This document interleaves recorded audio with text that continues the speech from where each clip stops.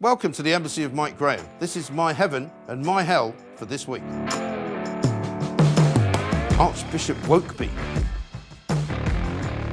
What is wrong with Archbishop Welby? He's the Archbishop of Canterbury, right? He's supposed to be worried about how the Church of England runs itself. He's supposed to be worried about how the Church of England is diminishing its congregation. He's supposed to be worried about what he's going to do with the 8 billion quid that they've got in their investment fund. He's also supposed to be worried about the 200,000 acres that they own around England and Wales. But that's not what he's worried about this week. This week he's worried about moral outrage because, of course, he doesn't like the migrant crisis and he doesn't like the migrant policy coming from Downing Street. He thinks Suella Braverman is morally bankrupt. He thinks the Tories are morally bankrupt. He once said, actually, that if you vote Tory, it might be ungodly.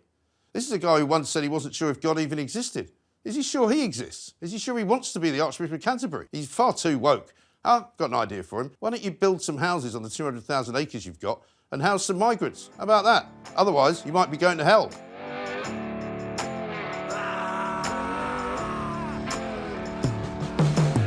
Not my king, not on my watch. So, the coronation is finally over. We don't need to talk about it for much longer, but we still do need to talk about it just now, because you know what? The police actually did a great job. Despite the fact that they released the people that they arrested the morning of the coronation, despite the fact that they apologised for arresting them, despite the fact that they said they regretted arresting them, they actually had to arrest them because it turns out that the people from Republic, headed by Graham Smith, were supposedly going to be throwing paint, going to be blowing very, very loud whistles, blowing and setting off rape alarms to frighten the horses. So they had to be taken out of the game. A lot of people said, free speech is being determined, free speech is being stopped, free speech is a terrible, terrible thing to kill off. Well, they didn't kill off free speech. There were loads of not my king types marching up and down Trafalgar Square and marching up and down Pall Mall. So I'm not with those people. I'm with the people who said, listen, the coronation went off without a hitch, nobody got hurt, no horses got spooked, and everything was fine, and it was a great day. It was actually heaven.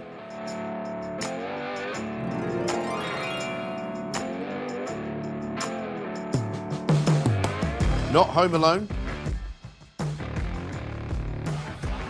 If you're feeling as if you're a bit crowded in the house, it'll be because your kids haven't left home yet. They're living longer inside your own house. If you're a mother, if you're a father, your kids are now staying in the marital home that you have for longer than ever. There's more than half of 24-year-olds now staying at home with mummy and daddy. Well, that's not a good idea. It's a recipe for disaster. They need to be out there, finding their way in the real world, finding out what it's like to have to pay bills every month, not what it's like to get their washing done, their food cooked, and their shoes cleaned. When mummy comes up and wakes you in the morning with a cup of tea, that's not what the real world is like. Get out there, spend some money, get a flat, it doesn't matter how small it is, do your own washing, do your own cooking, and don't wait to call your mother to say, I'll be home late tonight, mum, you're 24. Get on with it, otherwise you'll be going to hell.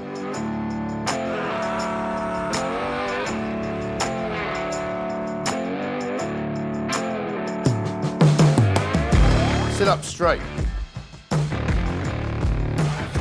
Are you one of those people that slouches? Are you one of those people that eats their meal while sitting in an armchair or lying on a sofa or maybe even in bed? Well, you shouldn't do it because according to the experts, you should sit up straight and you might even have to stand up and walk around every now and again because it's much better for your posture. If you slouch, you look like a slouch, you look like a layabout, nobody wants to talk to you, nobody wants to employ you. So sit up straight, learn from the expert, get your posture right, and you might get the rest of your life right. And then it'll be heaven.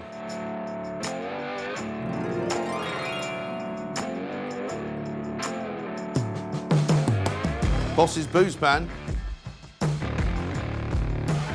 Have you ever been to an office party without any booze? I haven't, because every office party that you go to, normally, you have a drink. But you've also sometimes got some embarrassing things that happen. Well, now, the Chartered Institute of Management have come out and said, actually, you might be better off if you do ban the booze because you won't have all those embarrassing incidents that you then hear about for the rest of the year. Like, for example, somebody getting caught kissing the boss, or somebody getting caught photocopying their backside, or two people getting caught in a room they're not supposed to be in, particularly. But the trouble is, if you get rid of all the booze, don't you get rid of all the fun as well? Surely people are grown up enough to be able to go to a party, have a drink, and not misbehave. Wouldn't it be just better to say, don't embarrass yourself, and if you think you've had too much, get home and get a cab? Wouldn't that be the best way? I think they should not ban booze for parties because I think that would be a killjoy thing to do, and it would make it hell.